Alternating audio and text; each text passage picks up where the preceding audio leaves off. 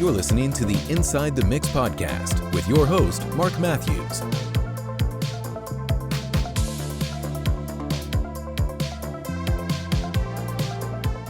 Hello folks, and welcome back to the Inside the Mix podcast. As always, if you are a new listener, make sure you hit that subscribe button on your podcast player of choice.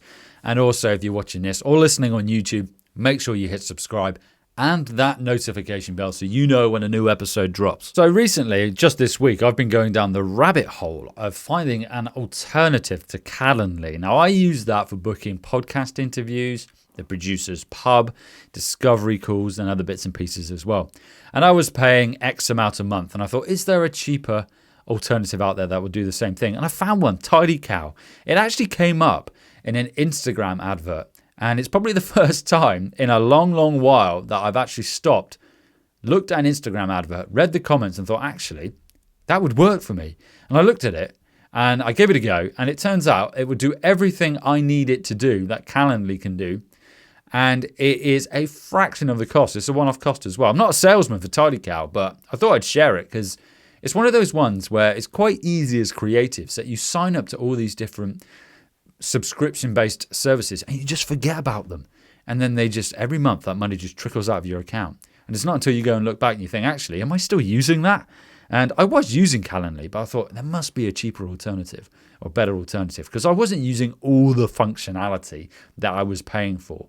And Tidy Cow can certainly do that. The only thing it cannot do that I used for Calendly was to have or embed HTML code or script on my website so I could have a pop-up button to book a discovery call. But to be honest with you, didn't really use it anyway. And I think the only other thing it cannot do is it can send interview or invite reminders, but you cannot, you can customize one, but you cannot customize more than one invite reminder for a particular booking, if that makes sense. Anyway, this isn't about Tidy Cow, but I thought I'd share it with you. Basically, what I've learned is just to check all your subscriptions because it's quite easy to have them mount up and then not actually use them. But let's dive into this week's episode. So before Christmas, I released an EP called Lost and Found, blah, blah, blah. I've been through it numerous times on this podcast. And one of the songs is called Alive. And part of my creative process is to send my mixes out for peer review. And if you don't do that, I strongly encourage you to do it. Because often what you'll find is that little bit of the mix that you're stuck on, your peer won't even pick up on it. I find that there's this vocal section. I'm like, not quite right. And nobody ever picks up on it. And then I'm thinking, actually, paralysis by analysis. Okay. So in this instance, an individual said to me, Mark, your drums are a bit too polite. And listening back, I think, yeah, they were in that first mix. They were kind of like, they sounded good, but they were like, hey, I'm drums. And I wanted them to be like, you know what? I am a drum kit, you know? I'm trying not to shout into the microphone because I don't want it to peak. So what I did was I set up an auxiliary send and I used the Devil-Loc Deluxe plugin by Soundtoys just to add a bit of power, a bit of grit, a bit of unpoliteness to those drums. I wanted to make them more offensive. And if you're unfamiliar with the Devil-Loc plugin, so I've taken this from their website, it's inspired by the classic Shure Level Lock mic limiter. These plugins add huge sucking compression, grit, dirt, and distortion and take drums, but try it anywhere, to a wonderful, hellish nightmare. Actually, that's taken from the Splice website. But in this example that I'm going to show you now, I'm going to recreate that effect using native Logic Pro plugins. So let's give it a go. So here we are in Logic Pro, and I'm going to play you the drums without my drum dirt auxiliary channel that I've set up here in Logic Pro. So what I'm going to do is basically I'm going to bus my drum channel out, my drum stack, my drum folder to this auxiliary send titled Drum Dirt. And this is what it sounds like at the moment without this dirtiness, this unoffensiveness added.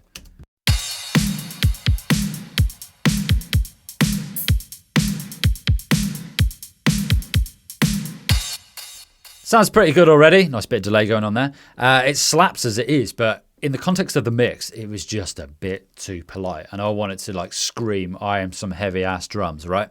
So on this Drum Dirt channel, I've got the Logic Pro compressor, which you heard me in episode 125 banging on about because I love it so much. I think it's fantastic. And I'm using my favorite compressor version in here, the Studio FET, which is it mimics a transistor compressor, so transistor circuit. So it's mimicking that tube valve warmth. And it's known for its speed, so I use it because I want it to clamp down on those transients. So this is a transient heavy sound, right? It's a drum kit, and it's going to add some punch and also a bit of color as well. And I'm going to combine that with the Logic Pro Distortion 2 plugin afterwards, which I'll demonstrate in a minute. So my auxiliary send going out to my drum dirt channel is actually set to pre-fader, and I went through this in episode 125, but the reason being, if I make level changes to my drum kit, I don't want it to affect the performance of the compressor.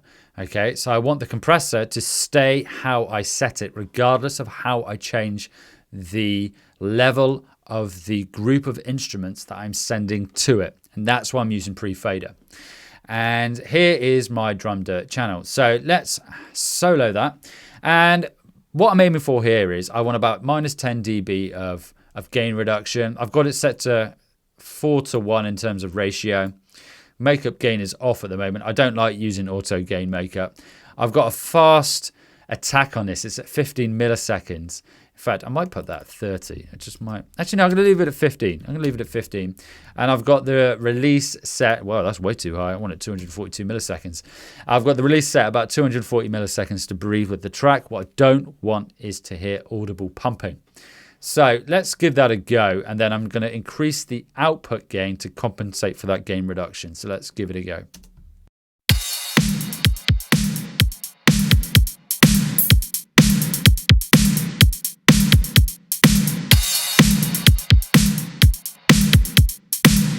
Okay, cool. What I'm going to do now is I'm just going to go to I'm on the mix bus here, so I'll leave it on the mix bus.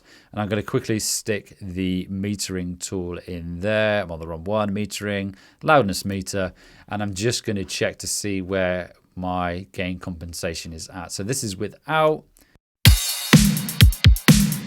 about minus 23 LUFS in terms of short term, and with the compressor on. I wasn't too far off. I'm just going to bring it down by a couple of dB. So gain compensation about 6 dB. So what I'm going to do now is I'm going to drag that down, that drum dirt. I'm going to drag it down to 0, and then I'm going to bring it in. I'm probably going to bring it into around minus 12 dB, and then you'll start to hear it. So let's give it a go. So it's going to start without the drum dirt channel. I'm bringing it in.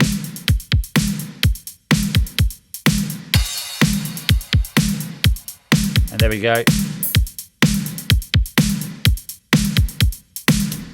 That's minus 12 dB on that drum dirt channel. So I'll mute it and then I'll bring it in. In fact, I'll play it with and then I'll take it out. So this is with the drum dirt channel in.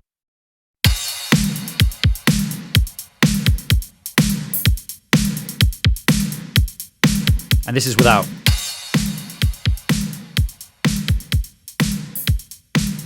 Okay, and this is with.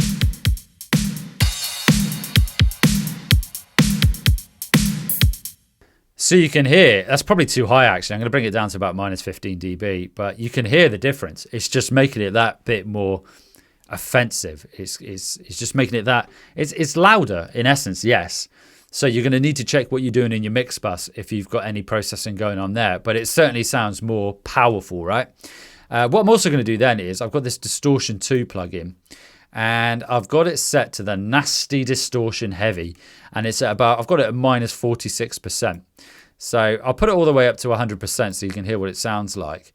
And I'll just bring my drum dirt channel up again so it's a bit too loud. And let's have a listen. Too much, right? Let's drag it down.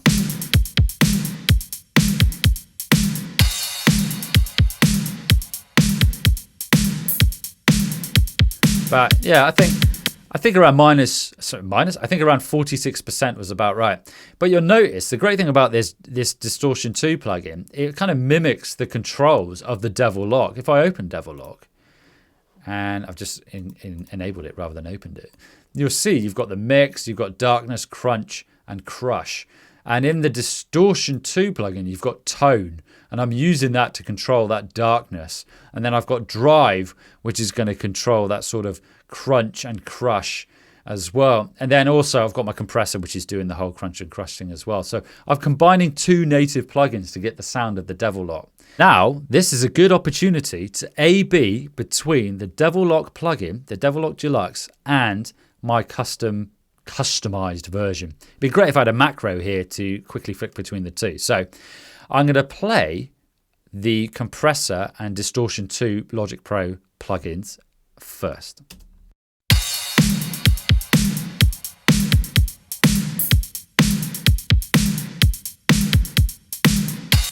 Okay, and then this is the Devil-Loc plugin.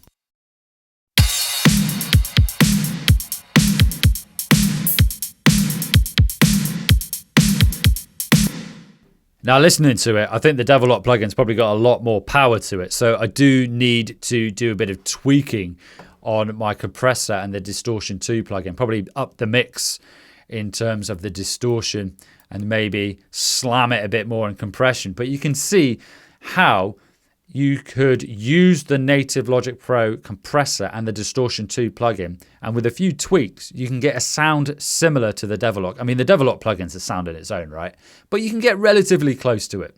So give it a go, folks. Make your drums less polite by creating a drum dirt channel, auxiliary send, with a pre-fader send from your drum kit, and use the FET compressor.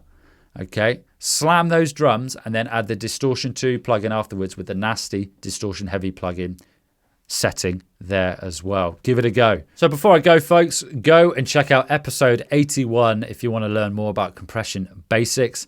And also, if you have a burning music production question, you can submit it as an audio message via SpeakPipe. Simple to do. You can use your phone. You don't need a fancy setup and you don't need an account or to download anything.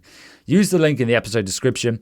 If audio isn't your thing, then send me a DM on Instagram at Inside the Mix Podcast or email me insidethemixpodcast@gmail.com and submit a question. And remember to include a link to where our audience can find you so I can give you a shout out. And I cannot wait to have more of your questions on the podcast.